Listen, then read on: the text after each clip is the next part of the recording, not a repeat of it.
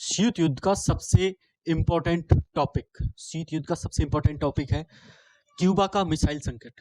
शीत युद्ध का टाइम जो है 45 वर्षों तक रहा, 1945 से लेकर 1990 तक। शीत युद्ध की सबसे महत्वपूर्ण और सबसे इंपॉर्टेंट जो घटना थी वो थी क्यूबा का मिसाइल संकट। इसमें दुनिया तीसरे वर्ल्ड वॉर की तरफ जा रही थी, जो कि पता नहीं कैसे, पता नहीं किस वजहों से, किस समझदारी से ये युद्ध टल गया था। ये शीत युद्ध का चरम बिंदु भी कहा जाता है क्यूबा के मिसाइल संकट को, जो कि 1961 में आया था। क्यूबा के मिसाइल संकट के बारे में जानना बहुत जरूरी है, क्योंकि जब शीत युद्ध का और तीसरे वर्ल्ड वॉर का जो कारण बन सकता था उसको जानना बहुत ही ज्यादा जरूरी है। तो देख लेते हैं इसके बारे में, क्यूबा का जो मिसाइल संकट था वो क्यों हुआ, किस वजह से हुआ और किन किन के बीच में पैदा हुआ, इसको जानना बहुत जरूरी है। ये शीत युद्ध जिस भी टॉपिक में आता है, शीत युद्ध से लेकर जो भी घटनाएं हुई हैं और जिन भी एग्जाम पेपर में आएगा, ये टॉपिक इतना इंपॉर्टेंट माना जाता है कि इसमें शीत युद्ध की सबसे इंपॉर्टेंट घटना के बीच के लिए इसको रखा जाता है। तो देख लेते हैं इसको। क्यूबा का मिसाइल संकट अप्रैल 1961 की बात है। इसमें जो रूस के प्रधान राष्ट्रपति थे निकिता क्रुश्चेव, उनको आशंका हुई कि अमेरिका क्यूबा पर अटैक कर सकता है।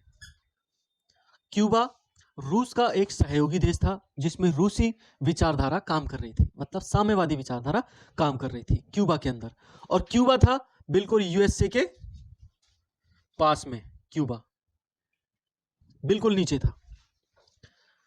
और ये साम्यवादी देश था क्योंकि ये रूसी विचारधारा से प्रभावित था और वही उसने अपना रखी थी। इसके जो राष्ट्रपति थे वो थे फिदेल कास्त्रो, जो कि एक साम्यवादी विचारधारा के समर्थक कहे जाते हैं। अब प्रॉब्लम कहाँ हुई?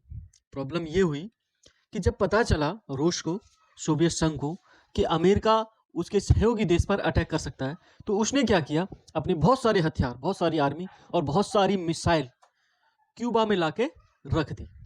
क्यूबा एक छोटा सा देश है, यहां पर लाके लगा दी। अगर अमेरिका क्यूबा पर अटैक करता है या उसके सहयोगी किसी भी देश पर अटैक करता है, सोवियत संघ के सहयोगी किसी भी देश पर अटैक करता है, तो क्यूबा से पूरे अमेरिका को निशाना बनाया जा सकता है। अमेरिकी साम्राज्य जहां तक था उन सभी को निशाना बनाया जा सकता था, मतलब एक झटके में खत्म किया जा सकता था अमेरिका को। क्यों? क्योंकि उसने अपनी मिसाइलों को, अपने हथियारों को, क्योंकि उसने अपने हथियारों को और अपनी मिसाइलों को ऐसी जगह पे लाके रख दिया था जो कि उसकी रेंज में पूरा अमेरिका आने लगा था। तो इससे टेंशन तो बढ़नी थी, क्योंकि कहाँ से रूस, कहाँ था बिल्कुल पूर्व में रूस, और कहाँ पर उसने पश्चिम में लाके हर चीज़ को लगा दिया था, अमेरिका के आसपास लाके। सोचने वाली बात है।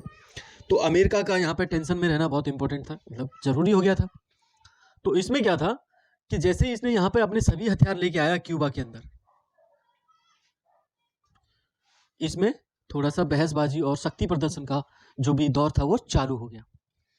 अब जब यहाँ पे मिसाइल लग जाएंगी तो चारों तरफ जो भी, इधर भी अमेरिका है और इधर भी अमेरिका था, ये सभी उसकी मिसाइल की रेंज में आ गए थे। अब प्रॉब्लम क्या था कि अगर रूस से अगर अटैक होता अमेरिका पे, तो उन मिसाइलों को पहुंचने में टाइम लगता और उनको रास्ते में भी खत्म किया जा सकता था, क्योंकि अमेरिका के पास काफी टेक्नोलॉजी थी। तो इसका फायदा अमेरिका को हो जाता, लेकिन जब उसके बगल में बिल्कुल सारी मिसाइलों को और सभी हथियारों को लगा दिया जाएगा तो उसको तो टेंशन होना ही था। तो ये बहुत बड़ी टेंशन का कारण बना। आप देख लेते हैं कुछ चीज़ों को। इसमें दो गुट थे, एक था पश्चिमी गुट और दूसरा था पूर्वी गुट। पूर्वी गुट का जो संचालक करता था वो सोवियत संघ था और उसके सहयोगी देश, और पश्चिमी गुट का जो संचालन करता किसके हाथ में था, अमेरिका के और उसके सहयोगी देश में। ये जो है, इसके जो राष्ट्रपति थे, प्रेसिडेंट, ये थे जॉन एफ कैनेडी। उस समय 1961 की बात हो रही है, और इसके जो राष्ट्रपति थे वो थे निकिता क्रुश्चेव। ये एक पूंजीवादी विचारधारा वाला देश था, जो कि लोकतांत्रिक देश कहे जाता है, उदारवादी देश कहे जाते हैं, और ये एक साम्यवादी देश था जो कि बहुत सारे संसाधनों पर नियंत्रण रखने वाला था ताकि जनता की भलाई हो सके। अब हम क्यूबा की बात कर लेते हैं। क्यूबा के जो राष्ट्रपति थे वो थे फिदेल कास्त्रो। ये एक साम्यवादी विचारधारा को अपनाने वाला देश था, और यहाँ पर एक सैन्य अड्डा बनाए जाने की बात चल रही थी सोवियत संघ के द्वारा, क्योंकि अगर वो सैन्य अड्डा बनाता तो यहाँ से अमेरिका के बहुत सारे ठिकाने उसके कंट्रोल में आ जाते। इसको शीत युद्ध का चरम बिंदु भी कहा जाता है। यहाँ से शीत युद्ध कमजोर पड़ने लगा था और 1990 में वो खत्म हो गया था, क्योंकि जब सोवियत संघ का विघटन हो गया था तो वहां से एक ध्रुवीय विश्व का आविर्भाव हुआ और वहां से शीत युद्ध खत्म हो गया था और सोवियत संघ जो है कमजोर पड़ गया था। उससे 13 देश अलग हो गए थे 1990 में। तो क्यूबा का जो मिसाइल संकट था उसमें शक्ति प्रदर्शन देखने वाला था और वो सबसे ज्यादा चरम बिंदु कहा जाता है शीत युद्ध का। अगर वहां पर तीसरा युद्ध स्टार्ट हो जाता तो आधी दुनिया खत्म हो जाती, इतना भयानक युद्ध होने वाला था। तो ये था हमारा अप्रैल 1961 में होने वाला क्यूबा का मिसाइल संकट।